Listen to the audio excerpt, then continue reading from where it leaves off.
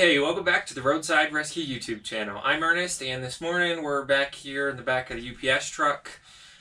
We have one medium-sized job to do today. As far as I'm aware, something may come up later, but I haven't been working too crazy. Right now my wife's pretty pregnant, and I'm just spending a lot of time at home. So in the back of the UPS truck, because like I mentioned in just one of the previous videos, I have a few customers who will bring their cars to me for whatever reason. So after 2 weeks of planning with this gentleman to go and fix his car on the other side of town, he postponing every day, or to a few days in the future, he finally just dropped his car off over here.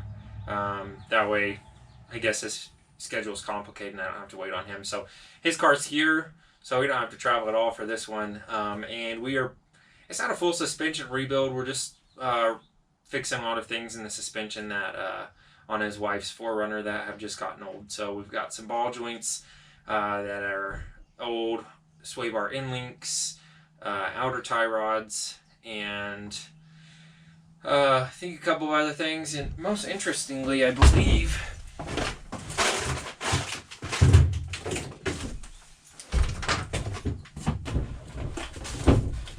alright, after some searching, I finally found it. Here's a little interesting thing. It is this dash light. But look at how tiny this is. So this is the little light that goes behind the clock. So at night they can't see what time it is. Just a little bit of an inconvenience. So we're going to get this taken care of for them. When I saw the pictures online, I didn't expect it to be this small. But I did get this through a dealership that was just selling the part online. And it was actually quite a bit more affordable than everyone else. So random little light bulb, but we got all that replaced. And when I said ball joints, you have to replace the whole control arm to do the ball joints. Technically, I don't think you have to, but they're not just like pressed in, they're like super pressed in. And I've tried to remove them before, and they just didn't come out. Not on this particular vehicle, but on Toyotas.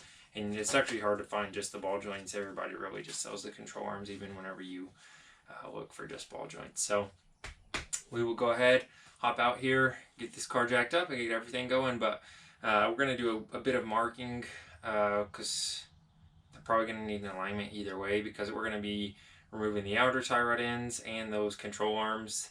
They're going to have cambered bolts on them. So we'll just try and mark everything, make sure we get them back in the same spot. But again, if it drives weird, or regardless, you're supposed to get an alignment. So here we go.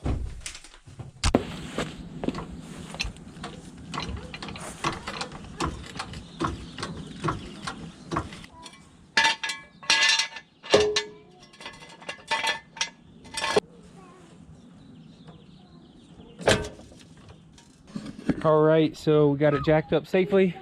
We're going to go ahead and get this tire off, which has locking lugs, but I've got a kit for that.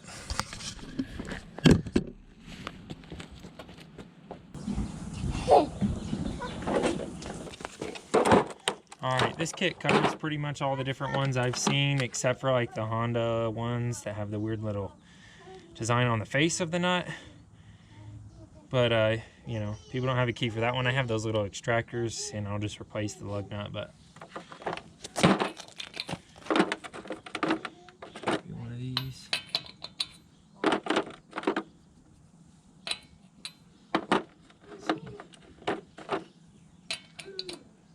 There it is. Okay, here's the key. We'll go ahead and get this removed. I'm gonna get some gloves on first.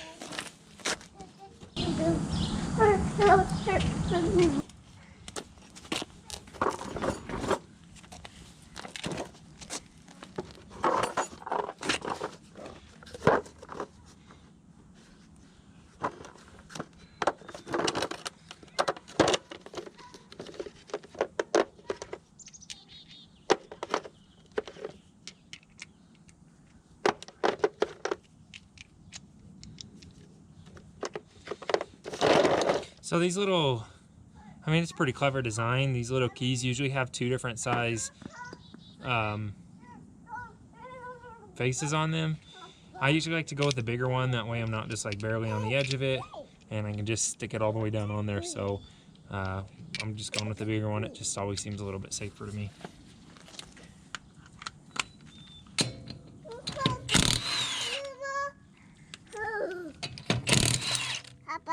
Hey, buddy.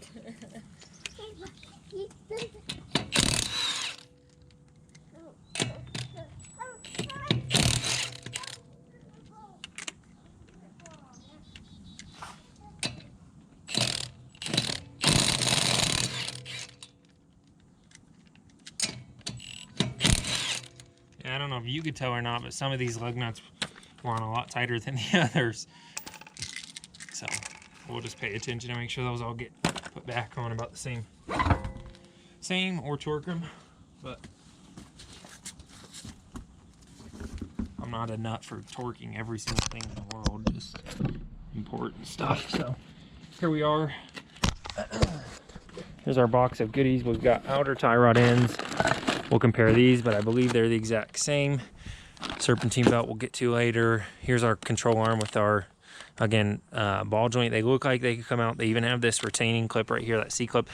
But again, I've tried with a big old press to get those out before, and as much as I pressed on those, they wouldn't come out. So we just replaced the whole control arm. It's a lot easier. Besides, you get new bushings as well, so you don't have to worry about it. And then we've got sway bar and links here, so that came with the kit.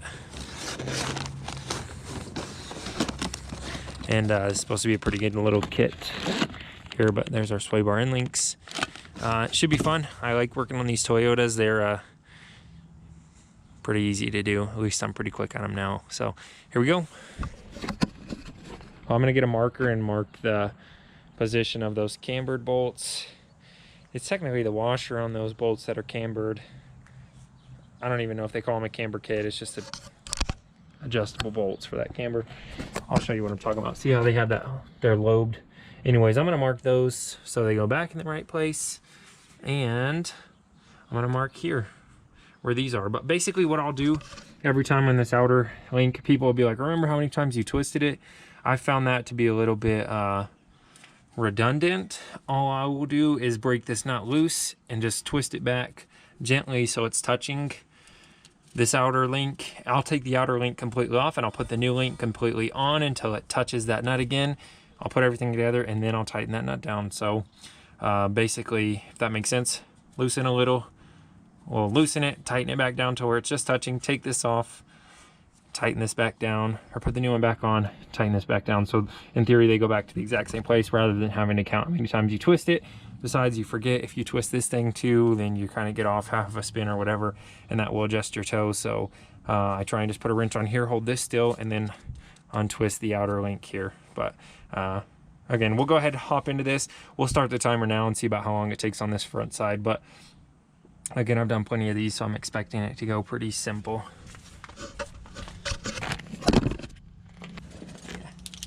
Here it is. I brought my marker out here with me. But either way, doing that with the outer tie rod end is usually a pretty good way of not messing up. But I'll mark it either way just to be sure, to make sure that nut at least goes back on tight into the same position. So, all right, that's all marked up. Let's go ahead and tear it apart. Basically, we'll just need a big set of wrenches, and this impact driver usually does the trick with everything in here. So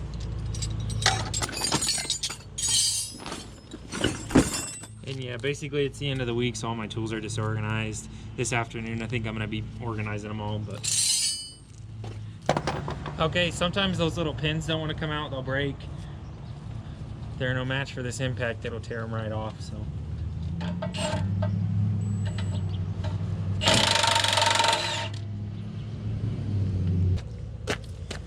okay, here's the persuader.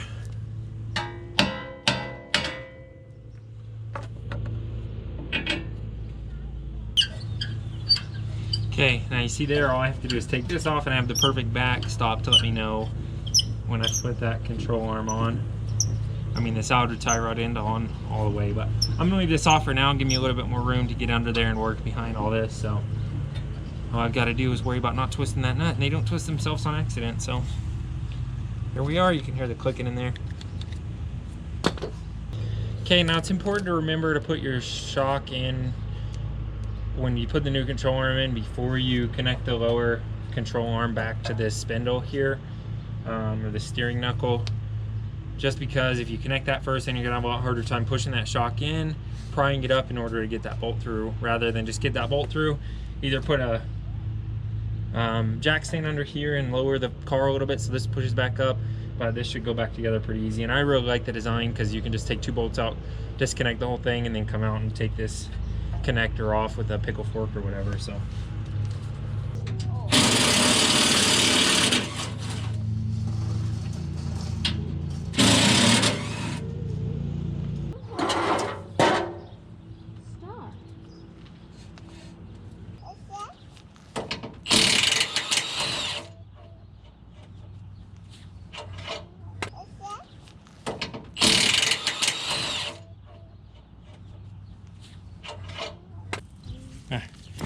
here it is. I spent half that time looking for this socket I had in my bag.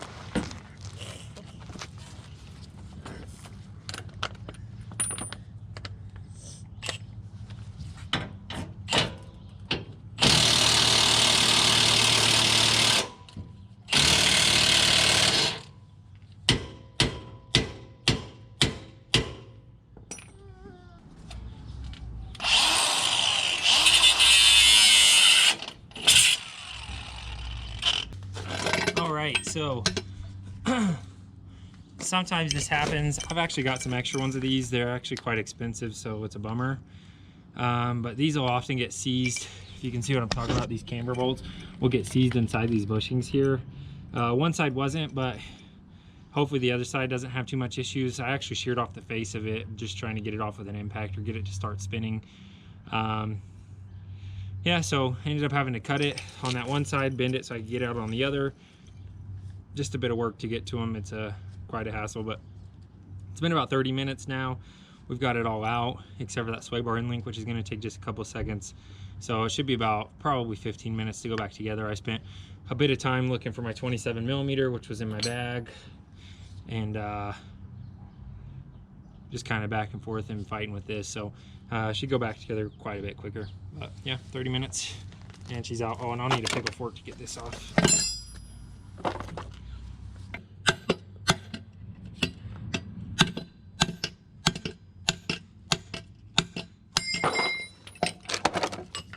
Right, destroying my shins today. That just hit my shin, as well as with a pry bar twice fell and hit my shin. But here's this. So we're good to go back together. It's definitely easier to do that sway bar end link before you reattach everything as well, because if not, you have to pry this down. You have to undo the top part of the sway bar link and pry the sway bar down really hard in order to just get enough room to pop this out. But here, as you can see, you can just move this knuckle out of the way and it's not gonna have any issues coming out. So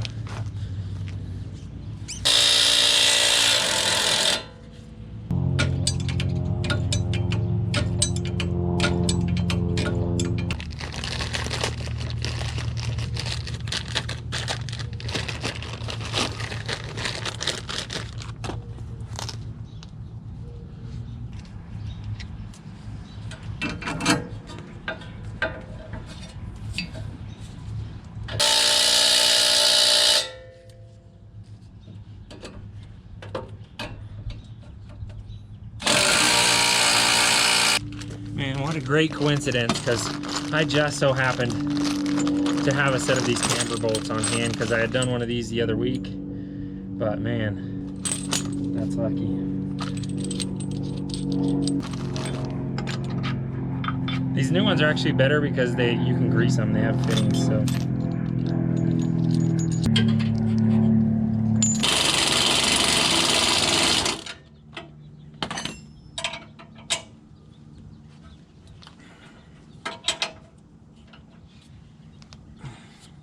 Alright, so I was out here working. I just had a guy stop by and we put on a serpentine belt on a same exact year and model 4Runner, which is funny. So now I'm fresh in practice on how to do the serpentine belt on this 4Runner. And yeah, I just charged him 20 bucks because he had the belt and wanted to stop by real quick. So that took about 10 minutes. And yeah, here we go. Oh, here's the box for his belt. Yeah, he wanted to take the belt with him, so yeah, but same exact engine, everything. This one's up a little higher because it's jacked up, but now I should be able to do this one in like 4 minutes. This side I just got done. I literally just got everything tightened up. We've got that ball joint tightened up. It's carrier here. That's tight. Those are tight. This is tight. Sway bar and link's tight. Everything's tight. It took just about an hour total to do everything. In fact, I think it was like 59 minutes. The GoPro died, the battery died, so that's why you missed that last part of me tightening up that ball joint. We'll throw this tire on, set it down, and get everything moved over to the other side, and that should take about 40 minutes, I'm anticipating, so we'll see you over there.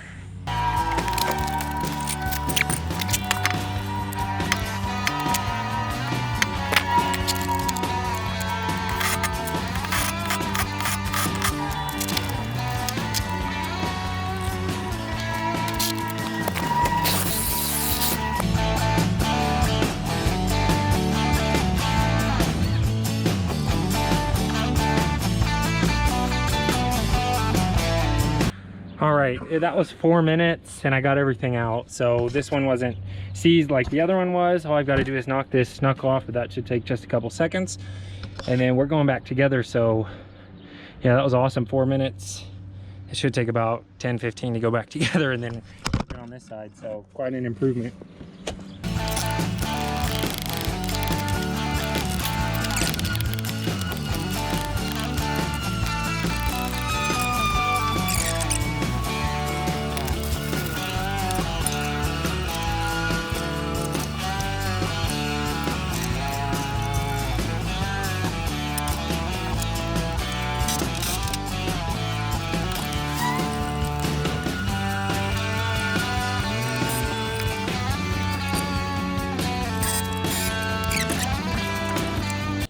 All right, in 16 minutes to get this completely back together. Everything's tight, and we've just double checked everything.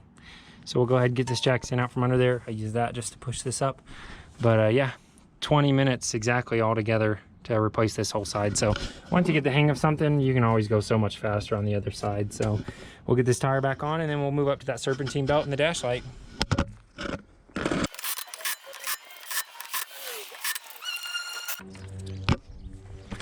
All right, there we are. Now we'll move up to the serpentine belt.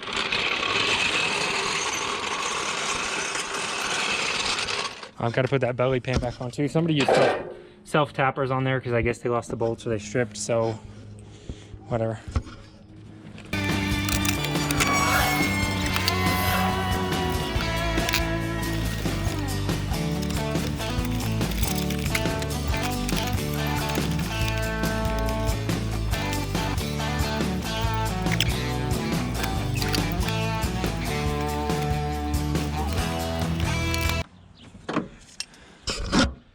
Okay, 5 minutes exactly, and we've got this belt on, sitting on all of its pulleys correctly.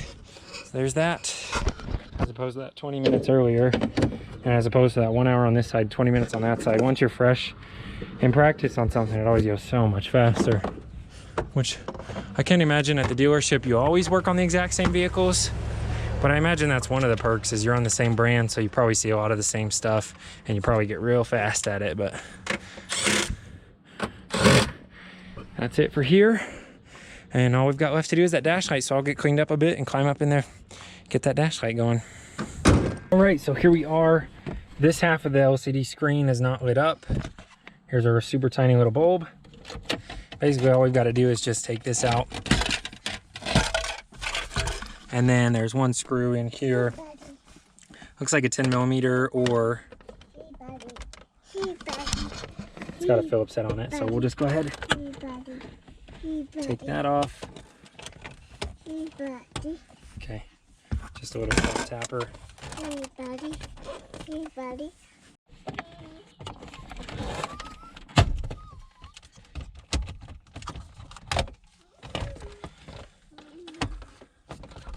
Okay, so here we go. We'll undo this connector.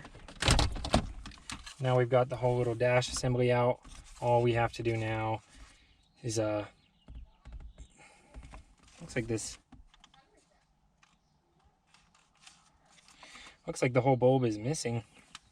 This is where it should go, but it's completely missing. So let me look in here and see if I see it. Yeah. I think I see it sitting way down there. Let's see if I can see it with my flashlight. Confirm. No, that's just a bolt head. Well, anyways, that's even simpler than I imagined. It's literally just missing its bulb. I thought maybe it'd be burned out or something. So we'll get the new one in there and we'll test it before I smack this back together. I'll just turn it on, make sure that that lights up, but that's pretty interesting. But yeah, we'll get that in. Now I know with some LEDs you can put them in backwards, so we'll try not to do that. Looks like it goes in. Maybe need a little flathead to twist that. Let me grab a flathead screwdriver just because it has that little flat tab on the back to twist it. So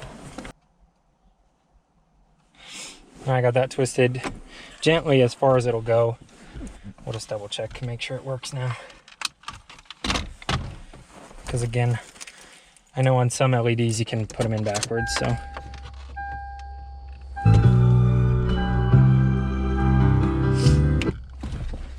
Let's turn our lights on here.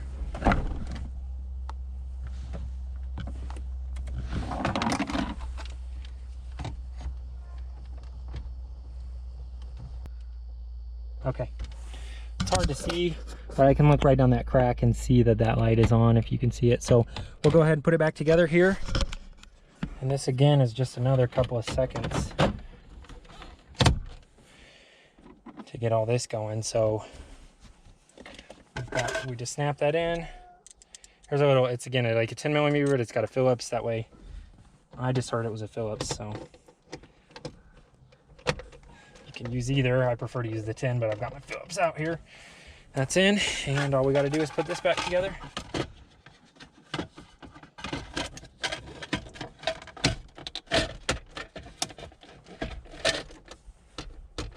Okay, and now that's working. So that's at the dealership, I believe, wanted $160 to replace that, and I got this bulb for pretty cheap online, and that takes about 2 minutes. So we'll just start it, make sure that belt doesn't come off the front of the engine as well. Sounds good. It's not squeaking, it was squealing, so I'll double check that. But this is the Roadside Rescue YouTube channel. I'm Ernest. If you enjoyed the video, consider subscribing. We'll see you on the next one. This is a job well done.